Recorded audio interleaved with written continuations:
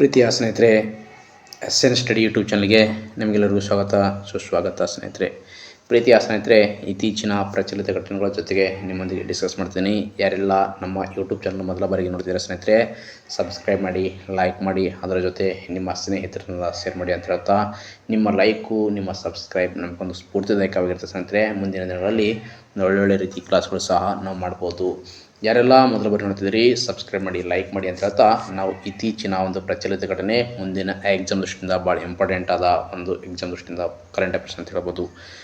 Burj caliph ವೀಕ್ಷಣೆಗೆ UPI ಬಳಕೆ. ಅಂದರೆ ವಿಶ್ವದಲ್ಲಿ ಅತಿ ಎತ್ತರವಾದ ಕಟ್ಟಡವಾದ ಬುರ್ಜ್ ಖಲೀಫ್ ನೋಡಲು ಟಿಕೆಟ್ಗಳನ್ನು ಈಗ ಭಾರತದ UPI ಮೂಲಕ ಆನ್ಲೈನ್ ಬುಕ್ಕಿಂಗ್ ಮಾಡಬಹುದು.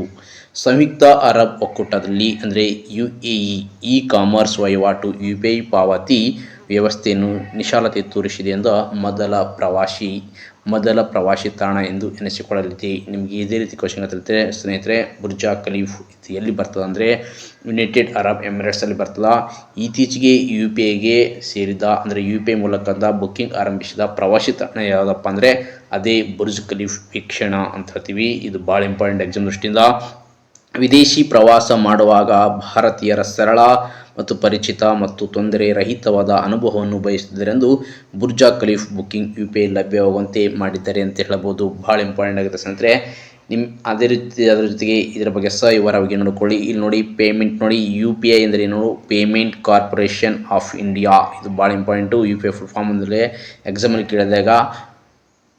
ಕೇಳಿದ ಭಾಳ ಇಂಪಾರ್ಟೆಂಟು. ಕಾರ್ಪೊರೇಷನ್ ಅಂದರೆ payments corporation of India, UPCI. ಈ ಸೌಲಭ್ಯವನ್ನು NIOP ಮತ್ತು ಎಮರ್ಟೈಡ್ ಸಹಯೋಗದೊಂದಿಗೆ ಯುನೈಟೆಡ್ ಅರಬ್ ಎಮಿರೇಟ್ಸ್ನೊಂದಿಗೆ ಸಹಯೋಗದೊಂದಿಗೆ ಆರಂಭಿಸಿದೆ. ಭಾರತೀಯ ಪ್ರವಾಸಿಗರು UAEಗೆ ಪ್ರಯಾಣಿಸುವ ಮುನ್ನ ಬುರ್ಜ್ ಖಲೀಫ್ ಅಧಿಕೃತ ವೆಬ್ಸೈಟ್ಗೆ ಭೇಟಿ ನೀಡಿ UPI ಆ್ಯಪ್ಗಳ ಮೂಲಕ ಸುಲಭವಾಗಿ ಟಿಕೆಟ್ಗಳನ್ನು ಸಹ ಕಾಯ್ದಿರಿಸಬಹುದು. 2022ರಲ್ಲಿ UAEನಲ್ಲಿ QR ಕೋಡ್ ಆಧಾರಿತ UPI ಪಾವತಿಗಳನ್ನು ಪರಿಚಯಿಸಲಾಯಿತು. ನೋಡಿ, ಅಂದರೆ ಯುನೈಟೆಡ್ ಅರಬ್ ಎಮಿರೇಟ್ಸ್ನಲ್ಲಿ QR ಕೋಡ್ ಯಾವ ಪರಿಚಿತ ಅಂದರೆ 2002ರಲ್ಲಿ ಪಾವತಿಗಳನ್ನು ಪರಿಚಯಿಸಲಾಗಿತ್ತು. ಅಲ್ಲಿವರೆಗೆ ಅಂಗಡಿಗಳಲ್ಲಿ ನೇರ ಪಾವತಿಗೆ ಮಾತ್ರ ಅವಕಾಶವಿತ್ತು. ಇದೀಗ ಸೇವೆಯನ್ನು ಆನ್ಲೈನ್ ಇ ಕಾಮರ್ಸ್ ಬುಕ್ಕಿಂಗ್ ಸಹ ವಿಸ್ತರಿಸಲಾಗಿದೆ ಎಂದು ಸಹ ವಿವರವಾಗಿ ಹೇಳಲಾಗಿದೆ ಸ್ನೇಹಿತರೆ. ಓಕೆ. ಭಾರತ ಚೀನಾ ಗಡಿ ವ್ಯಾಪಾರ ಅಂದರೆ 6 ವರ್ಷಗಳ ನಂತರ ಸಿಕ್ಕಿಂನ ನಾಥುಲಾ ಫಾಲ್ಸ್ ಮೂಲಕ ಭಾರತ ಮತ್ತು ಚೀನಾ ನಡುವಣ ಗಡಿ ವ್ಯಾಪಾರ ಮತ್ತೆ ಆರಂಭಗೊಳ್ಳಲಿದೆ ಎಂದು ಇತ್ತೀಚೆಗೆ ಹೇಳಲಾಗಿದೆ. ಆಗಸ್ಟ್ 1ರಂದು ಚಾಲನೆ ಸಿಗಲಿದೆ ಎಂದು ರಾಜ್ಯದ ವಾಣಿಜ್ಯ ಮತ್ತು ಕೈಗಾರಿಕಾ ಇಲಾಖೆಯ ಅಧಿಕಾರಿಗಳು ಮಂಗಳವಾರ ತಿಳಿಸಿದ್ದಾರೆ. 2020ರಿಂದ ವ್ಯಾಪಾರ ಸ್ಥಗಿತಗೊಂಡಿತ್ತು. ಇದರಿಂದ ನೋಂದಾಯಿತ ವ್ಯಾಪಾರಿಗಳು ಸಂಕಷ್ಟಕ್ಕೆ ಈಡಾಗಿದ್ದರು. ಗಡಿ ಭಾಗದ ಸಮುದಾಯಗಳ ಜೀವನವು ಅಪಾಯದ ಜೀವಶೈಲಿಗಳಿಗೆ ಬತ್ತಿ ಹೋಗಿದ್ದವು ಅಂತ ಹೇಳ್ಬೋದು. ಈಗ ಆರ್ಥಿಕ ಚಟುವಟಿಕೆಗಳಲ್ಲಿ ಮರುಜೀವ ಸಿಕ್ಕಿದೆ ಅಂತ ಹೇಳ್ಬೋದು. ಭಾಳ ಹಿಂದಿನಿಂದಲೂ ನಾಥುಲಾ ವ್ಯಾಪಾರ ಮಾರ್ಗ ಪ್ರಮುಖ ಆರ್ಥಿಕ ಸೇತುವೆಯಾಗಿದೆ ಎಂದು ಹೇಳಲಾಗಿದೆ. ಎರಡು ದೇಶಗಳ ಒಂದು ಆರ್ಥಿಕ ಅಭಿವೃದ್ಧಿಗೊಳ್ಳಲಿದೆ ಅಂತ ಇತ್ತೀಚೆಗೆ ಪ್ರಕಟಣೆಯಾಗಿದೆ ಸ್ನೇಹಿತರೆ. ಇಲ್ಲಿ ಎಕ್ಸಾಮ್ ದೃಷ್ಟಿಯಿಂದ ಏನು ಇಂಪಾರ್ಟೆಂಟ್ ಅಪ್ಪ ಅಂದರೆ ನಾಥುಲಾ ಫಾಲ್ಸ್ ಇದು ಯಾವ ಎರಡು ದೇಶಗಳ ಮಧ್ಯೆ ಕಂಡು ಬರ್ತಪ್ಪ ಅಂದರೆ ಭಾರತ ಚೀನಾ. ಮತ್ತು ಅದೇ ರೀತಿ ಭಾರತದ ಯಾವ ರಾಜ್ಯದಲ್ಲಿ ಈ ಫಾಲ್ಸ್ ಕಂಡು ಬರ್ತಪ್ಪ ಅಂದರೆ ಸಿಕ್ಕಿಂ ರಾಜ್ಯದಲ್ಲಿ ನಾಥುಲಾ ಫಾಲ್ಸ್ ಎಂಬ ಪ್ರಮುಖವಾದ ಒಂದು ಸೇತುವೆ ಅಂತ ಹೇಳಬಹುದು ಸ್ನೇಹಿತರೆ. ಇದು ಒಂದು ಕಣಿವೆ ಅಂತ ನಾಥುಲಾ ಫಾಲ್ಸ್ ಅಂತ ಹೇಳ್ತೀವಿ. ಇದು ಸಿಕ್ಕಿಂ ರಾಜ್ಯದಲ್ಲಿ ಕಂಡುಬರುವ ಸಿಕ್ಕಿಂ ರಾಜ್ಯದಲ್ಲಿ ಕಂಡುಬರ್ತದ. ಭಾರತ ಮತ್ತು ಚೀನಾ ನಡುವಣ ಗಡಿ ವ್ಯಾಪಾರಕ್ಕೆ ಸಹ ಈ ನಾಥುಲಾ ಫಾಲ್ಸ್ ಪ್ರಮುಖವಾಗಿದೆ ಅಂತ ಹೇಳಬಹುದು. ಚೀನಾದಿಂದ ಕೃತಕ ಸೂರ್ಯ ಸೃಷ್ಟಿಗೆ 582 ಟನ್ ಮ್ಯಾಗ್ನೆಟೈಟ್. ನೋಡಿ, ಇತ್ತೀಚೆಗೆ ಯಾವ ದೇಶವು ಕೃತಕ ಸೂರ್ಯವನ್ನು ಸೃಷ್ಟಿಗೆ 582 ಟನ್ ಮ್ಯಾಗ್ನೆಟನ್ನು ಬಳಸಲಾಗುತ್ತದೆ ಅಂದರೆ ಚೀನಾ ದೇಶ. ನೋಡಿ, ಚೀನಾ ದೇಶ ಕೃತಕ ಸೂರ್ಯ ಸೃಷ್ಟಿಗೆ ಮುಂದಾಗಿದೆ ಅಂತ ಹೇಳ್ಬೋದು. ಇಲ್ಲಿ ನೋಡಿ, ಅಣು ಸಮ್ಮಿಳನ ರಿಯಾಕ್ಟರ್ಗೆ ಮೊದಲ ಹೆಜ್ಜೆ ಯಾವ ರಾಷ್ಟ್ರ ಅಂದರೆ ಚೀನಾ. ಪರಮಾಣು ಸಮ್ಮಿಳನದ ಮೂಲಕ ಕೃತಕ ಸೂರ್ಯನ ಸೃಷ್ಟಿಗೆ ಮುಂದಾಗಿರುವ ಚೀನಾ. ನೋಡಿ ಸ್ನೇಹಿತರೆ, ಇತ್ತೀಚೆಗೆ ಯಾವ ದೇಶವು ಕೃತಕ ಸೂರ್ಯನ ಸೃಷ್ಟಿಗೆ ಮುಂದಾಗಿದ ದೇಶ ಅಂದರೆ ಚೀನಾ. ಅದಕ್ಕೆ ಅಗತ್ಯವಾದ ಅತಿ ದೊಡ್ಡದಂದರೆ 582 ಟನ್ 5.82 ಲಕ್ಷ kg ತೂಕದ ಸೂಪರ್ ಕಂಡಕ್ಟಿಂಗ್ ಮ್ಯಾಗ್ನೆಟ್ ತಯಾರಿಸುವಲ್ಲಿ ಯಶಸ್ವಿಯಾಗಿದೆ ಅಂತ ಹೇಳಬಹುದು. ನಿಮ್ಗೆ ನೇರವಾಗಿ ಕ್ವಶನ್ ಹತ್ರ ಇತ್ತೀಚೆಗೆ ಯಾವ ದೇಶವು ಕೃತಕ ಸೂರ್ಯವನ್ನು ಸೃಷ್ಟಿಗೆ ಮುಂದಾಗಿದೆ ಅಂತ ಕೇಳಿದಾಗ ನೀವು ನೇರವಾಗಿ ಚೀನಾ ದೇಶವನ್ನು ನೀವು ಗುರುತು ಮಾಡಬೇಕು. ಓಕೆ. ನಿಯಂತ್ರಿತ ಪರಮಾಣು ಸಮ್ಮಿಳನ ರಿಯಾಕ್ಟರ್ ತಯಾರಿಕೆಗೆ ಸಿದ್ಧಗೊಂಡಿರುವ 21 ಮೀಟರ್ ಉದ್ದದ ಡೋನಟ್ ಅಥವಾ ಉಂಗುರಾಕಾರದ ಮ್ಯಾಗ್ನೆಟ್ ಜಗತ್ತಿನಲ್ಲಿ ಅತ್ಯಂತ ಬೃಹತ್ ಗಾತ್ರದ ಮ್ಯಾಗ್ನೆಟ್ ಆಗಿದೆ ಎಂದು ಇತ್ತೀಚೆಗೆ ಹೇಳಲಾಗಿದೆ. ಇನ್ಸ್ಟಿಟ್ಯೂಟ್ ಆಫ್ ಪ್ಲಾಸ್ಮಾ ಫಿಸಿಕ್ಸ್ ಅಡಿಯಲ್ಲಿ ಮ್ಯಾಗ್ನೆಟ್ ಅಭಿವೃದ್ಧಿಗೊಂಡಿದೆ. ನಿಮ್ಗೆ ನೇರ ಕೇಳ್ತಾರ ಯಾವುದರಲ್ಲಿ ಪ್ಲಾಸ್ಮಾ ಅಭಿವೃದ್ಧಿಗೊಂಡಿದೆ ಅಂತ ಕೇಳ್ತಾರ. ಇನ್ಸ್ಟಿಟ್ಯೂಟ್ ಆಫ್ ಪ್ಲಾಸ್ಮಾ ಫಿಸಿಕ್ಸ್ ಅಡಿಯಲ್ಲಿ ಈ ಮ್ಯಾಗ್ನೆಟ್ ಅಭಿವೃದ್ಧಿಗೊಂಡಿದೆ. ಸೂರ್ಯನ ಮಧ್ಯಭಾಗ ಉಷ್ಣಾಂಶಕ್ಕಿಂತಲೂ 6 ಪಟ್ಟು ಜಾಸ್ತಿ ಅಂದರೆ 1 ಕೋಟಿ ಡಿಗ್ರಿ ಸೆಲ್ಸಿಯಸ್ನಲ್ಲಿ ಉಷ್ಣಾಂಶವನ್ನು ತಡೆದುಕೊಳ್ಳಬಲ್ಲ. ಈ ಮ್ಯಾಗ್ನೆಟ್ ಸಿದ್ಧಗೊಂಡಿದ್ದು 2030ರಲ್ಲಿ ನಿಯಂತ್ರಿತ ನ್ಯೂಕ್ಲಿಯರ್ ಫ್ಯೂಷನ್ ರಿಯಾಕ್ಟರ್ ಸಿದ್ಧಗೊಳ್ಳುವ ನಿರೀಕ್ಷೆ ಇದೆ. ನೋಡಿ, 2030ರಲ್ಲಿ ನಿಯಂತ್ರಿತ ನ್ಯೂಕ್ಲಿಯರ್ ಫ್ಯೂಷನ್ ರಿಯಾಕ್ಟರ್ ಸಿದ್ಧಗೊಳಿಸುವ ನಿರೀಕ್ಷೆ ಇದೆ. ಸೂರ್ಯನಲ್ಲಿ ನಿರಂತರವಾಗಿ ಪರಮಾಣು ಸಮ್ಮಿಳನ ನಡೆಯುತ್ತಿರುವುದರಿಂದಲೇ ಅದು ಬೆಳಕು ಮತ್ತು ಉಷ್ಣಾಂಶ ನೀಡುತ್ತದೆ. ನೋಡಿ, ಸೂರ್ಯನಲ್ಲಿ ಯಾವ ಕ್ರಿಯೆ ನಡೀತಂತ ನಿಮಗೆ ನೇರವಾಗಿ ಕ್ವಶನ್ ಕೇಳ್ತಾರ. ಅದು ಯಾವುದಪ್ಪ ಅಂದರೆ ಪರಮಾಣು ಸಮ್ಮಿಳನ ನಡೀತಿರುತ್ತದೆ. ಅಂದರೆ ಪರಮಾಣು ಸಮ್ಮಿಳನ ಎಲ್ಲಿ ನಡೀತದೆ? ಸೂರ್ಯನಲ್ಲಿ ನಡೀತದೆ, ನಿರಂತರವಾಗಿ ನಡೀತದೆ ನೀಡುತ್ತದೆ. ಪರಮಾಣು ಇದರಿಂದ ಆಟಮ್ ಬಾಂಬ್ಗಳಲ್ಲಿ ಬಿಡುಗಡೆಯಾಗುವ ಭಾರಿ ಶಕ್ತಿ ಇರುತ್ತದೆ. ಪರಮಾಣು ಸಮ್ಮಿಳನದಿಂದಲೂ ಶಕ್ತಿ ಬಿಡುಗಡೆ ಆಗುತ್ತದೆ.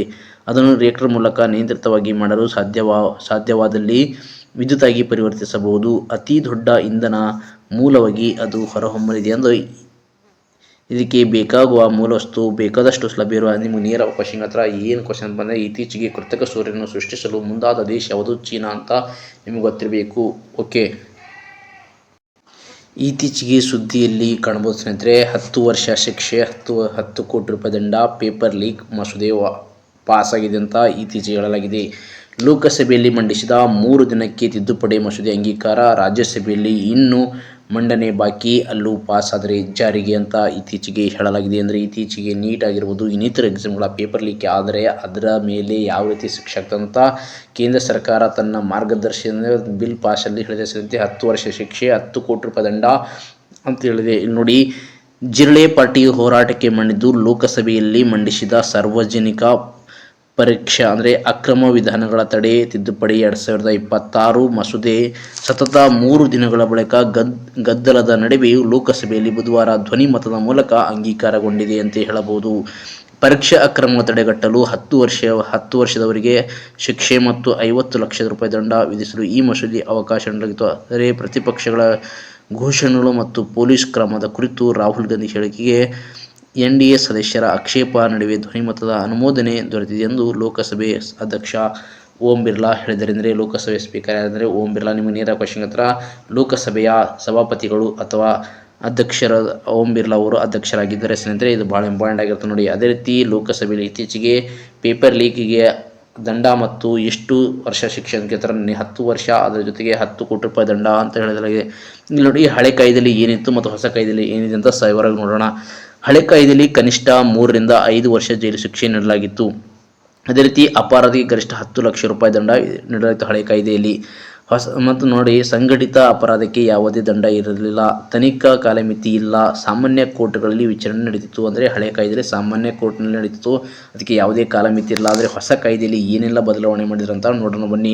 ಕನಿಷ್ಠ 5 ರಿಂದ 10 ವರ್ಷ ಜೈಲು ಶಿಕ್ಷೆ ವಿಧಿಸಲಾಗುತ್ತೆ. ನೋಡಿ, ಕನಿಷ್ಠ 5 ವರ್ಷದಿಂದ 10 ವರ್ಷ ಜೈಲು ಶಿಕ್ಷೆ ವಿಧಿಸಲಾಗುತ್ತೆ ಅಂತ ಇತ್ತೀಚೆಗೆ ಹೇಳಲಾಗಿದೆ ಹೊಸ ಮಸೂದೆಯಲ್ಲಿ. ಅಪರಾಧಿಗೆ ಗರಿಷ್ಠ 10 ಕೋಟಿ ರೂಪಾಯಿ ದಂಡವನ್ನು ವಿಧಿಸಲಾಗುವುದು. ಸಂಘಟಿತ ಅಪರಾಧಕ್ಕೆ 10 ಕೋಟಿ ರೂಪಾಯಿ ಭಾರಿ ದಂಡವನ್ನು ವಿಧಿಸಲಾಗಿದ್ದು, ಕೇವಲ 60 ದಿನಗಳಲ್ಲಿ ತನಿಖೆ ಮುಗಿಸಬೇಕು ಅಂತೇಳಿ. ಯಾವುದಾದ್ರೂ ಪೇಪರ್ ಲೀಕ್ ಆದರೆ ಅಥವಾ ಅದರ ಸಂಬಂಧಪಟ್ಟ ಏನಾದರೂ ವಿಷಯಗಳಿದ್ದರೆ ಕೇವಲ 60 ದಿನಗಳಲ್ಲಿ ತನಿಖೆ ಮುಗಿಸಬೇಕೆಂದು ಈ ಮಸೂದೆಯಲ್ಲಿ ಕಂಡುಬರ್ತದೆ ಸ್ನೇಹಿತರೆ. ಅದೇ ರೀತಿ ವಿಶೇಷ ಫಾಸ್ಟ್ ಟ್ರ್ಯಾಕ್ ಕೋರ್ಟ್ಗಳ ಸ್ಥಾಪನೆಗೆ ಮುಂದಾಗಿದೆ ಅಂತ ಹೇಳಬಹುದು. ಅಂದರೆ ಇಲ್ಲಿ ಯಾವುದೇ ಹಳೆ ಕಾಯ್ದೆಯಲ್ಲಿ ಕೋರ್ಟ್ ಅಂದರೆ ಸಾಮಾನ್ಯ ಕೋರ್ಟ್ ನಡೀತದೋ, ಇಲ್ಲಿ ವಿಶೇಷ ಕೋರ್ಟ್ಗಳ ಸ್ನೇಹಿತರೆ, ವಿಶೇಷ ಫಾಸ್ಟ್ ಟ್ರ್ಯಾಕ್ ಕೋರ್ಟ್ಗಳ ಸ್ಥಾಪನೆಗೆ ಸರ್ಕಾರ ಮುಂದಾಗಿದೆ. ಓಕೆನಾ. ಇತ್ತೀಚೆಗೆ ಇಲ್ಲ ನೀವು ಎಕ್ಸಾಮ್ ದೃಷ್ಟಿಯಿಂದ ಮಾತನಾಡಬೇಕು, ರಾಜಕೀಯ ದೃಷ್ಟಿಯಿಂದ ಏನೇ ಇದ್ರೂ ಸಹ ನಿಮ್ಮ ಎಕ್ಸಾಮ್ ದೃಷ್ಟಿಯಲ್ಲಿ ಏನು ಬರ್ತೋ ಅದನ್ನು ಸಹ ಮಾತ್ರ ನಾನು ಆಯ್ದುಕೊಳ್ಳಿ ಅಂತ ಹೇಳ್ತೀನಿ. ರಾಜಕೀಯ ಹಾಗೆ ಇರ್ತದೆ, ಅದಕ್ಕೆ ಏನು ಮಾಡೋಕ್ಕಾಗಲ್ಲ ಸ್ನೇಹಿತರೆ. ರಾಜಕೀಯದಲ್ಲಿ ಎಲ್ಲನೂ ಇದ್ದಿರ್ತದೆ. ಅದಕ್ಕಾಗಿ ನೀವು ಏನು ಮಾಡಬೇಕಪ್ಪ ಅಂದರೆ ನಿಮ್ಮ ಎಕ್ಸಾಮ್ ದೃಷ್ಟಿಯಿಂದ ಏನೆಲ್ಲ ವಿಷಯಗಳು ಬರ್ತಾವ ಆ ವಿಷಯದ ಕಡೆ ಮಾತ್ರ ಗಮನ ಕೊಡಿ. ದೇಶಭಕ್ತಿ ರಾಷ್ಟ್ರಗೀತೆಗೆ ಅವಮಾನಿಸಿದರೆ ಕ್ರಿಮಿನಲ್ ಅಪರಾಧ, ರಾಜ್ಯಸಭೆ ಅಸ್ತು. ಒಂದೇ ಮಾತರಂ ಅವಮಾನಿಸಿದರೆ 3 ವರ್ಷ ಜೈಲು, ವಿಧೇಯಕ ಅಂಗೀಕಾರ. ನೋಡಿ ಸ್ನೇಹಿತರೆ, ಯಾರೆಲ್ಲ ಒಂದೇ ಮಾತರಂ ಆಗಿರ್ಬೋದು, ರಾಷ್ಟ್ರಗೀತೆ ಆಗಿರ್ಬೋದು, ಯಾರೆಲ್ಲ ಅವಮಾನಿಸಿದರೆ ಅವರಿಗೆ ಕನಿಷ್ಠ ಅಂದರೆ 3 ವರ್ಷ ಜೈಲು, ವಿಧೇಯಕ ಅಂಗೀಕಾರ ಇತ್ತೀಚೆಗೆ ಮಂಡನೆ ಆಗಿದೆ. ರಾಷ್ಟ್ರಗೀತೆಯಾಗಿರುವ ರಾಷ್ಟ್ರಗೀತೆಯಾಗಿರುವ ಒಂದೇ ಮಾತರಂಗೆ ಅವಮಾನಿಸುವುದು ಕ್ರಿಮಿನಲ್ ಅಪರಾಧ ಎಂದು ಪರಿಗಣಿಸುವ ರಾಷ್ಟ್ರೀಯ ಗೌರವಕ್ಕೆ ಅವಮಾನ ಹವಾಮಾನ ತಡೆಗಟ್ಟುವ ತಿದ್ದುಪಡಿ ಕಾಯ್ದೆ ಯಾವುದಪ್ಪ ಅಂದರೆ ಮಸೂದೆ ಅಂದರೆ 2026 ಅನ್ನು ಬುಧವಾರ ರಾಜ್ಯಸಭೆಯಲ್ಲಿ ಗದ್ದಲದ ನಡುವೆ ಧ್ವನಿ ಮತದ ಮೂಲಕ ಅಂಗೀಕರಿಸಲಾಗಿದೆ. ಈ ಮೂಲಕ 150 ವರ್ಷದ ಈ ಗೀತೆಗೆ ವಿಶೇಷ ಗೌರವ ಸಿಕ್ಕಂತಾಗಿದೆ. ನೋಡಿ, ವಂದೇ ಮಾತರಂ ಇಷ್ಟು ವರ್ಷದ ಹಳೆ ಕಾಲದ ಒಂದು ಗೀತೆಯಾಗಿದೆ ಅಂತ ಹೇಳಿರ್ಬೋದು. 150 ವರ್ಷಕ್ಕಿಂತ ಹಳೆಯದಾದ ಒಂದು ಗೀತೆಯಾಗಿದೆ ಸ್ನೇಹಿತರೆ. ಇಡೀ ಭಾರತ ದೇಶದಲ್ಲಿ ಒಂದು ಸ್ವತಂತ್ರ ಹೋರಾಟದಲ್ಲಿ ನಾವು ಈ ಗೀತೆಯನ್ನು ನಾವು ಕಾಣಬಹುದು ಸ್ನೇಹಿತರೆ. ರಾಷ್ಟ್ರಗೀತೆಗೆ ಜನಗಣ ಮನ ಸಮಾನವಾದ ಸ್ಥಾನಮಾನವೇ ಪಡೆದ ಒಂದು ಗೀತೆ ಅದಂದರೆ ಅದೇ ವಂದೇ ಮಾತರಂ ಗೀತೆ ಕೊಡುವ ಈ ಮಸೂದೆಯನ್ನು ಜುಲೈ 24 ಕೇಂದ್ರ ಸರ್ಕಾರ ಕೇಂದ್ರ ವ್ಯವಹಾರಗಳ ರಾಜ್ಯ ಸಚಿವ ನಿತ್ಯಾನಂದ ರೈ ಮೇಲ್ಮನೆಯಲ್ಲಿ ಮಂಡಿಸಿದರು. ಇದು 1971ರಲ್ಲಿ ಕಾಯ್ದೆ ತಿದ್ದುಪಡಿಯಾಗಿದೆ ಅಂತ ಹೇಳ್ಬೋದು. ಇದರ ಪ್ರಕಾರ ರಾಷ್ಟ್ರಧ್ವಜ ಆಗಿರ್ಬೋದು, ರಾಷ್ಟ್ರ ಸಂವಿಧಾನ ಆಗಿರ್ಬೋದು, ರಾಷ್ಟ್ರಗೀತೆಯಂತಹ ರಾಷ್ಟ್ರೀಯ ಚಿಹ್ನೆಗಳಾಗಿರ್ಬೋದು, ರಾಷ್ಟ್ರಗೀತೆಯಾಗಿರ್ಬೋದು ಅವಮಾನಿಸುವುದನ್ನು ಕ್ರಿಮಿನಲ್ ಅಪರಾಧ ಎಂದು ಪರಿಗಣಿಸಲಾಗುವುದೆಂದು ಹೇಳಲಾಗಿದೆ. ವಂದೇ ಮಾತರಂಗೆ ಅವಮಾನ ಮಾಡುವುದು, ಅದನ್ನು ಹಾಡದಂತೆ ತಡೆಯುವುದು ಅಥವಾ ಗಾಯನಕ್ಕೆ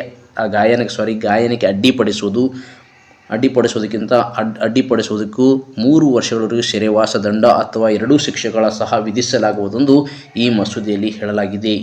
ವಂದೇ ಮಾತರಂ ಗಾಯನಕ್ಕೆ ಅಡ್ಡಿ ಮಾಡುವಂತಿಲ್ಲ, ಮಾಡಿದ್ದರೆ 3 ವರ್ಷ ಜೈಲು ಶಿಕ್ಷೆ ಖಂಡಿತ ಸ್ನೇಹಿತರೆ. ನಿಮ್ಮ ಮುಂದಿನ ದಿನದಲ್ಲಿ ಎಕ್ಸಾಮ್ ದೃಷ್ಟಿಯಿಂದ ಭಾಳ ಇಂಪಾರ್ಟೆಂಟು. ವಂದೇ ಮಾತರಂ ಗೀತೆಯನ್ನು ಹಾಡಿದವರು ಯಾರು ಮತ್ತು ಯಾವ ಒಂದು ಕಾದಂಬರಿಯಿಂದ ಆಯ್ದುಕೊಳ್ಳಲಾಗಿತ್ತು ಅಂತ ಸಹ ವಿವರವಾಗಿ ಅದರ ಬಗ್ಗೆ ನೋಡಿಕೊಳ್ಳಿ. ನಿಮ್ಮ ಎಕ್ಸಾಮ್ಗೆ ಫುಲ್ ಹೆಲ್ಪ್ಫುಲ್ ಆಗ್ತದೆ. ಮುಂದಿನ ಯಾವುದೇ ಒಂದು ಎಕ್ಸಾಮಲ್ಲಿ ನಿಮಗೆ 1ರಿಂದ 2 ಮಾರ್ಕ್ಸ್ ಇದರ ಮೇಲೆ ಕೇಳುವ ಸಂಭವ ಇರ್ತದೆ ಅಂತ ಹೇಳ್ತೇನೆ ಸ್ನೇಹಿತರೆ. ಅದಕ್ಕಾಗಿ ವಂದೇ ಮಾತರಂ ಗೀತೆ ಯಾರು ಬರೆದಿದ್ದಾರೆ, ಅದು ಯಾವ ಕಾದಂಬರಿಯಿಂದ ಮತ್ತು ಮೊದಲಿಗೆ ಯಾರು ಹಾಡಿದರು ಅದರ ಬಗ್ಗೆ ಸಹ ವಿವರವಾಗಿ ನೋಡಿಕೊಳ್ಳಿ. ಏಕ ಚುನಾವಣೆಯ ಸಮಿತಿ ಅವಧಿ ವರ್ಷಾಂತ್ಯಕ್ಕೆ ವಿಸ್ತರಣೆ. ಲೋಕಸಭೆಯಾಗಿರ್ಬೋದು, ರಾಜ್ಯ ವಿಧಾನಸಭೆಗಳಾಗಿರಬಹುದು ಒಟ್ಟಿಗೆ ಚುನಾವಣಾ ಅವಕಾಶ ನೀಡುವ ಮಸೂದೆ ಪರಿಶೀಲನೆಗೆ ರಚಿತವಾಗಿರುವ ಜಂಟಿ ಸಂಸದೀಯ ಸಮಿತಿ ಅವಧಿ ಬುಧವಾರ ಚಳಿಗಾಲ ಅಧಿವೇಶನ ಅಂತ್ಯವರೆಗೆ ಬಹುಶಃ ವರ್ಷಾಂತ್ಯವರೆಗೆ ವಿಸ್ತರಿಸಲಾಗುವುದೆಂದು ಹೇಳಲಾಗಿದೆ. ಮಸೂದೆ ಪರಿಶೀಲನೆಗೆ ಜಂಟಿ ಸಮಿತಿಗೆ ವರದಿ ಚಳಿಗಾಲ ಅಧಿವೇಶನದ ಕೊನೆಯ ವಾರದ ಮೊದಲ ದಿನದ ವರೆಗೆ ವಿಸ್ತರಣೆ ಕೋರಿ ಸಮಿತಿ ಅಧ್ಯಕ್ಷರಾದ ಪಿ ಚೌಧರಿ, ನೋಡಿ ಭಾಳ ಇಂಪಾರ್ಟೆಂಟು, ಅಧ್ಯಕ್ಷರು ಯಾರಪ್ಪ ಅಂದರೆ ಪಿ ಚೌಧರಿ ಮಂಡಿಸಿದ್ದು ನಿರ್ಣಯವನ್ನು ಲೋಕಸಭೆಯಲ್ಲಿ ಅಂಗೀಕರಿಸಲಾಯಿತು. ಒಂದು ದೇಶ ಒಂದು ಚುನಾವಣೆ ಮಸೂದೆ ಪರಿಶೀಲನೆಗೆ 41 ಸಂಸದರ ಸಮಿತಿ ರಚಿಸಲಾಗಿದೆ. ಇಷ್ಟು ಮಂದಿ ಸಂಸದರ 41 ಸದಸ್ಯರ ಸಂಸದರ ಸಮಿತಿ ರಚಿಸಲಾಗಿದೆ. ಸಂಸತ್ತಿನ ಚಳಿಗಾಲದ ಅಧಿವೇಶನದ ನವೆಂಬರ್ ಕೊನೆಯ ವಾರ ಆರಂಭಕ್ಕೆ ಮತ್ತು ಕೃಷ್ಣನ ಅಂತ್ಯಗೊಳ್ಳಲಿದೆ ಎಂದು ಇತ್ತೀಚೆಗೆ ಹೇಳಲಾಗಿದೆ. ಬಹಳ ಇಂಪಾರ್ಟೆಂಟು. ಇದರ ಅಧ್ಯಕ್ಷರು ಯಾರಪ್ಪ ಅಂದರೆ ಈ ಸಮಿತಿ ವಿಸ್ತರಣೆಯ ಕೋರಿ ಸಮಿತಿ ಅಧ್ಯಕ್ಷರ ಪಿ ಚೌಧರಿ ಇರ್ತಾರ. 41 ಸಂಸದರ ಸಮಿತಿ ರಚನೆಯಾಗಿದೆ ಅಂತ ಹೇಳ್ಬೋದು. ಸಂಸದರ ಸಮಿತಿ ರಚಿಸಲಾಗಿದೆ. ಏಕ್ ಚುನಾವಣ್ ಏಕ್ ಸಮಿತಿ ಅಂತ ಹೇಳಲಾಗಿದೆ. ಒಂದು ದೇಶ ಒಂದು ಚುನಾವಣೆ. ಖಾದರ್ಗೆ ಅಮೆರಿಕದಲ್ಲಿ ಪ್ರಶಸ್ತಿ, ಸಚಿವ ನಾಯಕತ್ವ ಗುರುತಿಸಿ ಮತ್ತೊಂದು ಗೌರವ ಪಡೆದಿದ್ದಾರೆ. ಅಮೆರಿಕದ ಹೌಸ್ ಫಾರಿನ್ ಆಫೀಸರ್ ಸಮಿತಿ ರ್ಯಾಂಕಿಂಗ್ ಸದಸ್ಯ ನಾಯಕ ಜೋನಾಥ್ ಜಾಕ್ಸನ್ ಅವರು ರಾಜ್ಯದ ಆರೋಗ್ಯ ಮತ್ತು ಕುಟುಂಬ ಕಲ್ಯಾಣ ಖಾತೆಯ ಸಚಿವರಾದ ಡಾಕ್ಟರ್ ಯುಟಿ ಖಾದರ್ ಅವರಿಗೆ ಅವರ ಸಾರ್ವಜನಿಕ ಸೇವೆ ಮತ್ತು ನಾಯಕತ್ವದ ಸಾಧನೆ ಗುರುತಿಸಿ ಪ್ರತಿಷ್ಠಿತ ಫಾರ್ ದಿ ಕಾಂಗ್ರೆಷನಲ್ ರೆಕಾರ್ಡ್ ದಾಖಲೆಯನ್ನು ಪ್ರದಾನ ಮಾಡಿದ್ದಾರೆಂದು ಹೇಳಲಾಗಿದೆ. ಈ ದಾಖಲೆ ಅಮೆರಿಕ ಸಂಸತ್ತು ಆರ್ಚಿವ್ಸ್ನಲ್ಲಿ ಅಧಿಕೃತವಾಗಿ ದಾಖಲಾಗಿತ್ತು. ಅಮೆರಿಕದ ಸಂಸತ್ತಿನ ಗ್ರಂಥಾಲಯದಲ್ಲಿ ಶಾಶ್ವತವಾಗಿ ಸಂರಕ್ಷಿಸಿಡಲಾಗುವುದು.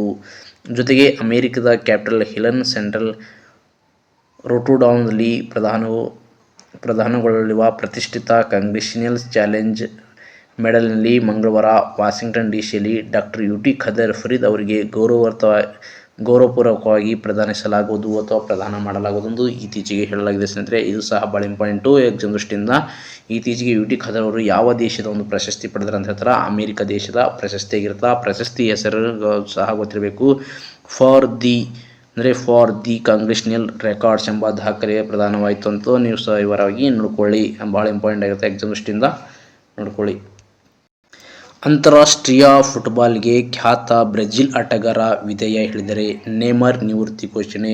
ನೇರ ಕ್ವಶ್ಚನ್ ಹತ್ರ, ನೇಮರ್ ಅವರು ಯಾವ ದೇಶದ ಆಟಗಾರ ಅಂದರೆ ಖ್ಯಾತ ಬ್ರೆಜಿಲ್ ಆಟಗಾರ ಅಂತ ಹೇಳ್ತೀವಿ ಸ್ನೇಹಿತರೆ. ಓಕೆನಾ. ಇತ್ತೀಚೆಗೆ ನೋಡೋದು ಸ್ಪೇನ್ ದೇಶ ತನ್ನ ಒಂದು ಫಿಫಾ ಫುಟ್ಬಾಲ್ ವರ್ಲ್ಡ್ ಕಪ್ ಗೆದ್ದಿದೆ ಸ್ನೇಹಿತರೆ. ಆ ಯಾವ ದೇಶದೊಂದಿಗೆ? ಅರ್ಜೆಂಟೀನಾ ದೇಶದೊಂದಿಗೆ ಅಂತ ಇತ್ತೀಚೆಗೆ ನಾವೆಲ್ಲ ಡಿಸ್ಕಸ್ ಮಾಡಿದ್ದೀವಿ.